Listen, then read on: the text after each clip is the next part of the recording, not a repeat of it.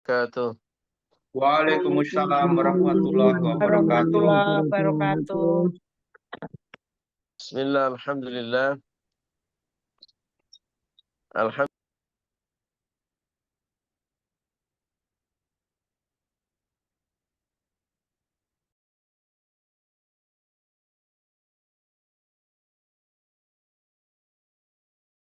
Wa ala alihi wa ashabihil mujahidin at-tahirin. Subhanaka la ilma lana illa ma 'allamtana innaka antal alimul hakim. Rabbi israh li sadri wa yassir li amri wahlul 'uqdatam min lisani yafqahu qawli. Rabbi zidni ilma warzuqni fahma birahmatika ya arhamar rahimin. لرضاي الله ولشفاعة رسول الله ولكل نيتنا الصالحة الفاتحة. أعوذ بالله من الشيطان الرجيم. بسم الله الرحمن الرحيم. الحمد لله رب العالمين الرحمن الرحيم مالك يوم الدين.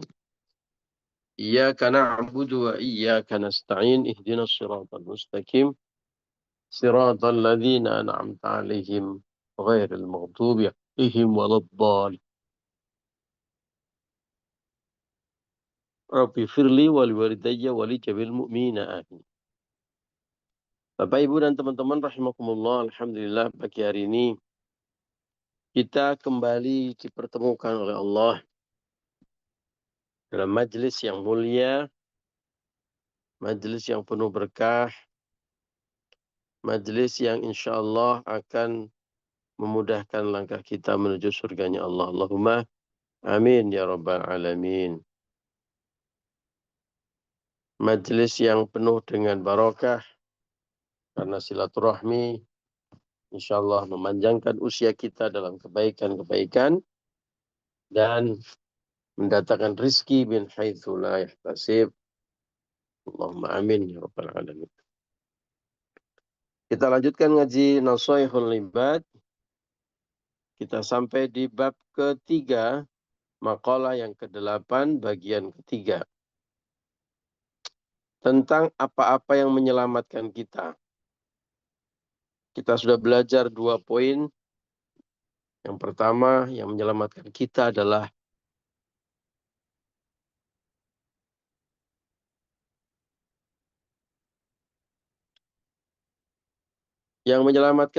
tiga hal adalah yang pertama, khasyatullahi ta'ala fi sirri wal alaniyah.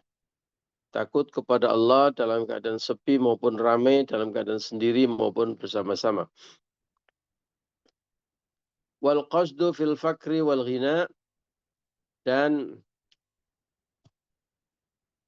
punya niat kuat dalam keadaan fakir maupun dalam keadaan kaya. Ya, bersifat sedang-sedang saja dalam hal urusan ma'isyah dunia.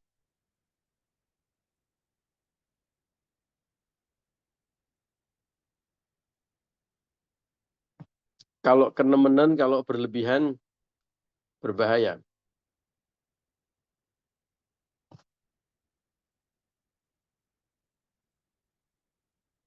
Yang ketiga, hari ini kita baca bersama-sama. Apa hal atau perkara yang bisa menyelamatkan kita? Dalam hadis yang diriwayatkan oleh Abi Hurairah radhiyallahu an, perkara atau urusan ketiga yang bisa menyelamatkan kita adalah wal adlu fir ridha wal ghadabi. Wal adlu, dan bersikap adil, fir ridha, dalam keadaan ridha, wal ghadabi, maupun dalam keadaan marah.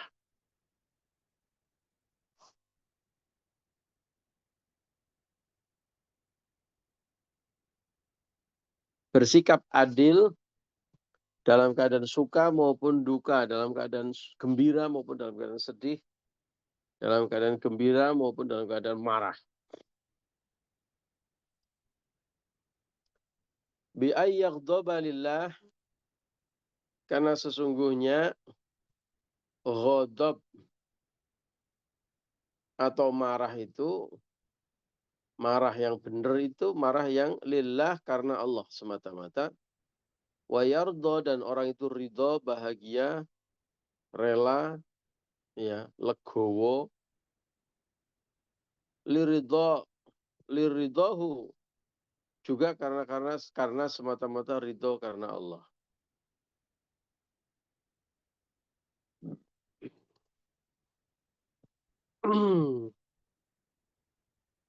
Itu kalau mau selamat.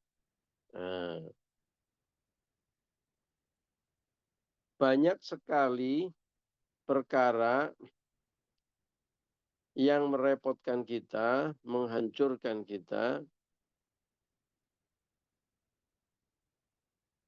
karena kita tidak bisa bersikap adil. Khususnya ketika extremely marah atau extremely bahagia. Ya. Apa itu adil?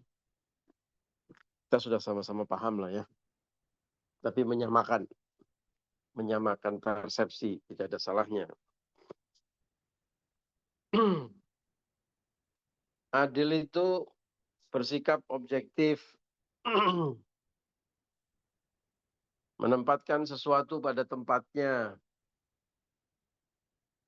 menunaikan kewajiban dan memberikan hak orang.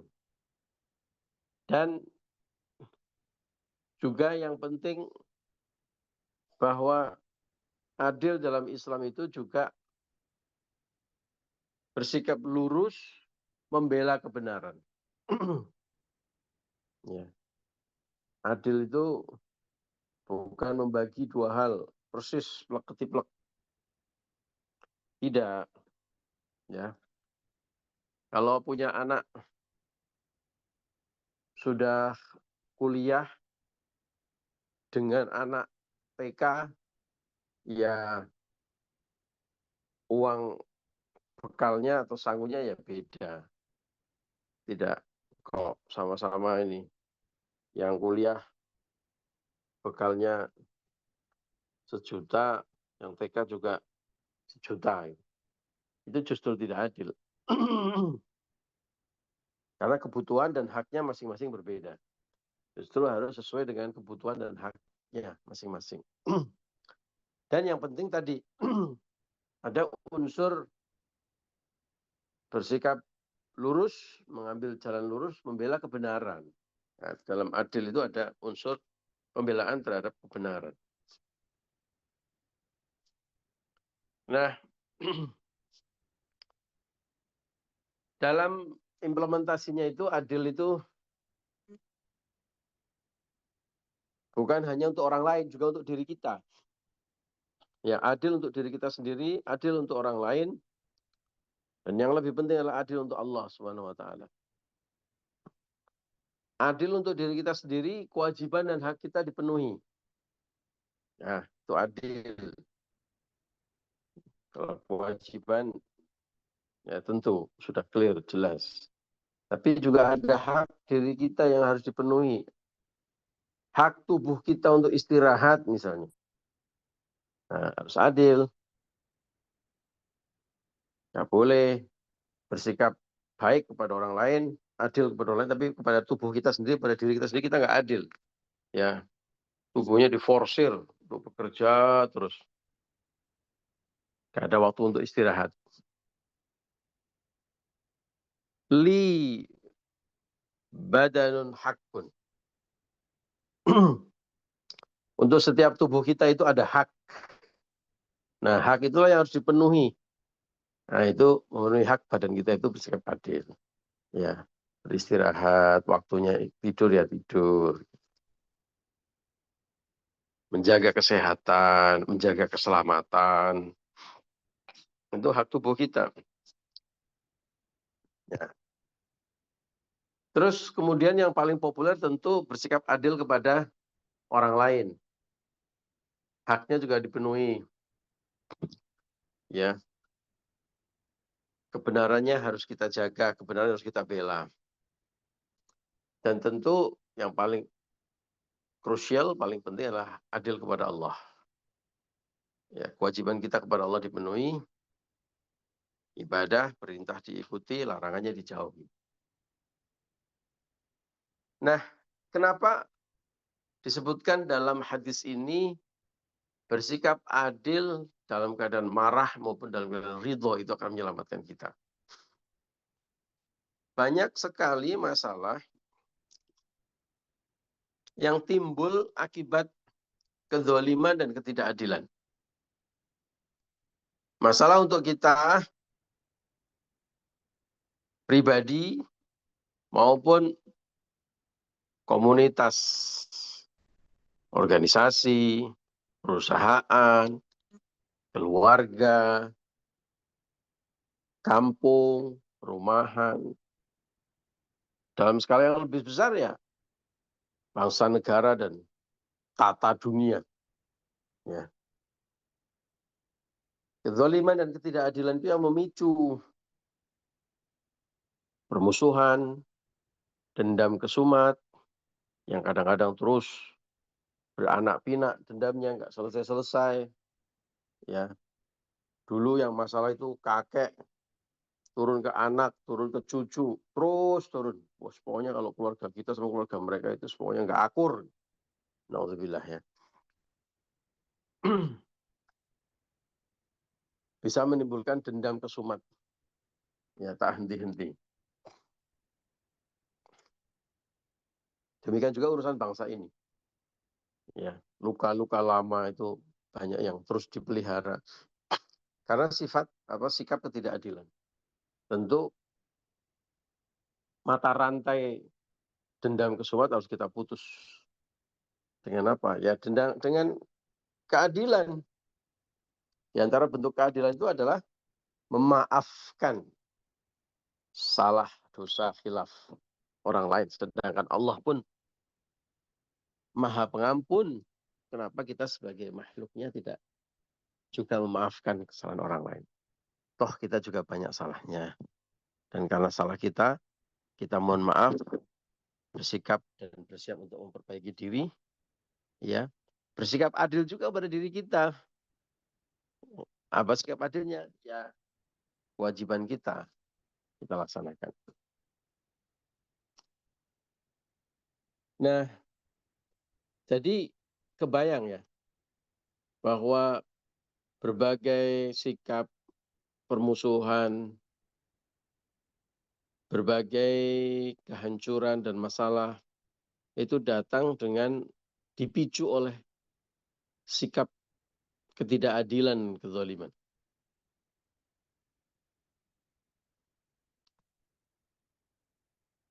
Godaan terbesar ketika manusia itu menghadapi masalah dalam keadaan atau perasaan yang ekstrim, baik ekstrim marah maupun ekstrim ridho atau gembira, itu bersikap tidak adil. Ya. Kalau kita sedang marah, itu setan datang bertubi-tubi menggoda kita untuk bersikap tidak adil. Ya. Ketidaksukaan kita kepada suatu kaum, ketidaksukaan kita kepada suatu kelompok atau pada satu orang, itu juga mudah membuat kita bersikap tidak adil. Wah, di mana-mana itu ya.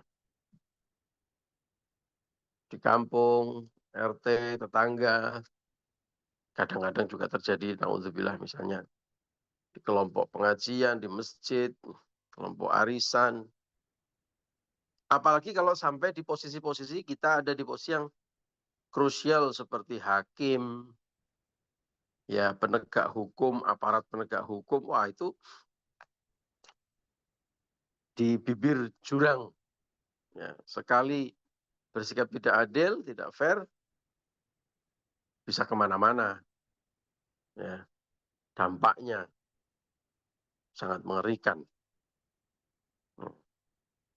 Nah, kemarahan bersikap dalam keadaan marah itu manusia itu sangat rentan terhadap sikap ketidakadilan. Mulai dari kehidupan yang sangat kecil, misalnya di rumah. Kita punya anak 2, 3, 4, 5. Ya, anak kita yang paling, yang misalnya yang si A itu nyenengin kita, gitu. Menyenangkan hati. Kalau dia apa-apa nurut gitu ya. Baik, soleh. Sementara yang si B itu dilala diberi ujian oleh Allah. Males-malesan misalnya, suka membantah, suka ngeyel, suka bohong dan sebagainya. Nah, sebagai orang tua kita diuji nih. Adil nggak dengan anak kita? Adil itu bukan berarti dalam konteks ini misalnya membiarkan apapun. Ya, pada anak kita udah terserah kamu ngapain, saya mamah mau bersikap adil. Tidak juga. Ya. Adil ingat tadi, seperti anak kuliah yang disangoni 1 juta dengan anak TK yang sama. Kan nggak adil itu justru. Ya, semua disikapi dengan yang sama juga tidak adil. Ya. Tapi sampaikan kewajiban kita dan berikan hak, lakukan kewajiban kita dan berikan hak mereka. Kepada anak yang baik, ya kita kasih reward, sekaligus juga kita dorong untuk tetap konsisten dengan kebaikannya. Pada anak yang mungkin bermasalah, ya mendapatkan ujian yang berbeda, ya kita harus mengingatkan dengan cara terbaik. Ya itu haknya mereka masing-masing, hak pendidikan terbaik dan kondisi masing-masing. Belum lagi contoh kalau udah di luar rumah, kita harus memutuskan sesuatu. Ya ujiannya, cobaannya itu. Kalau kita tidak suka kepada suatu kaum, waduh. Kalau kita tidak suka kepada satu kelompok orang, kita cenderung untuk tidak bersikap tidak adil. Ada kisah yang langsung direspon oleh Allah, diingatkan oleh Allah. Ketika para sahabat di awal-awal masa dakwah Islam berkumpul di Hudaybiyah, mau masuk ke kota Mekah untuk menjalankan ibadah di Baitullah. Ditahan mereka, tertahan oleh kaum musyrik Mekah, nggak boleh masuk. Bayangkan kita mau ibadah nggak boleh, gimana rasanya? Masih kita marah kan? Nah, dalam keadaan marah seperti itu, tiba-tiba mereka para sahabat Rasul melihat ada sekelompok orang dari arah yang berbeda mau masuk kota Makkah juga, mau ke Baitullah juga, mau ibadah juga. Mereka orang-orang musyrik. Zaman dulu orang musyrik juga datang ke Makkah, datang ke Baitullah. Tapi tentu cara ibadah mereka adalah cara ibadah kaum musyrikun, di mana di depan Ka'bah mereka pasang patung-patung dan mereka sembah itu. Ya. Nah, melihat ada orang yang mau masuk ke Baitullah dan mereka kaum musyrikun, para sahabat yang sudah terlebih dahulu berada di Hudaybiyah itu sempat kepikiran, ayo kita hadang mereka. Kalau kita nggak boleh masuk Ka'bah, mereka juga kita larang untuk masuk Ka'bah, kita halangi. Gitu. Nah, dalam keadaan marah wajar kan? Kalau saya nggak bisa masuk Ka'bah, ya dia juga jangan masuk Ka'bah dong, dihalangi. Tampaknya masuk akal, tampaknya, ya. Tapi ternyata itu adalah buah atau sikap ketidakadilan. Kenapa orang yang diperintahkan Allah eh, kalian yang dilarang oleh Allah mereka mau dilarang oleh kaum musyrikun, sedangkan mereka juga mau menjalankan ininya mereka, rencana mereka, kenapa kita larang? Ya, maka kemudian langsung ditegur oleh Allah, nggak boleh bersikap aniaya seperti itu, ya, nggak boleh asal melakukan pembalasan balas dendam seperti itu, nggak boleh melampaui batas, ya. Bersikap adil kepada siapa saja, bahkan kepada musuh-musuh kita.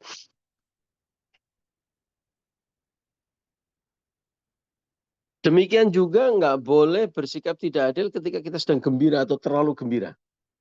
Nah, jadi terlalu marah itu berbahaya, terlalu gembira juga gembira. Biasanya kalau kita terlalu gembira, terlalu ridho, terlalu senang kepada seseorang atau dalam suatu keadaan, kita juga jadi tidak terlalu kontrol. Ya, nyah-nyoh kalau orang Jawa bilang, apa saja diberikan. Udahlah, nggak apa-apa, udah. Nah, padahal mungkin itu bukan haknya dia. Ini udah buat kamu aja. Ya, karena lagi seneng. Ya, karena lagi gembira. Nah, udah, ini buat ibu aja. Ini buat Anda saja. Oh, boleh, boleh, boleh. Udah, ambil aja, ambil. Nah, padahal secara aturan tidak boleh. Ya, jadi dalam keadaan marah itu harus bersikap adil. Dalam keadaan gembira juga harus adil. Oh, ini nggak boleh, maaf ya. Nah, itu masuk keadilan.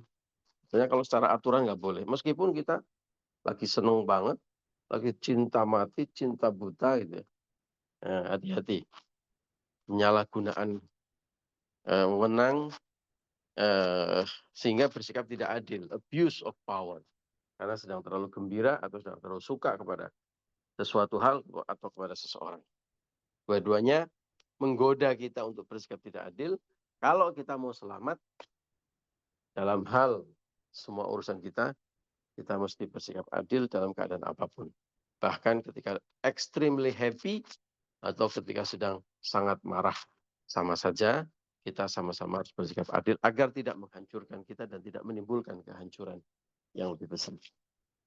Mudah-mudahan kita semuanya bisa bersikap sabar, ya, dalam keadaan apapun, dalam keadaan sangat gembira maupun dalam keadaan sangat sedih atau sangat marah, sehingga kita semua bisa bersikap adil dan selamat dari kehancuran kita. Amin ya rabbal alamin. Demikian Bapak Ibu ngaji kita pagi hari ini. Terima kasih untuk kebersamaannya. Mohon maaf atas segala kekurangan dan kekhilafan. Wallahul muwaffiq ila aqwamit thoriq. Assalamualaikum warahmatullahi wabarakatuh. Waalaikumsalam warahmatullahi wabarakatuh.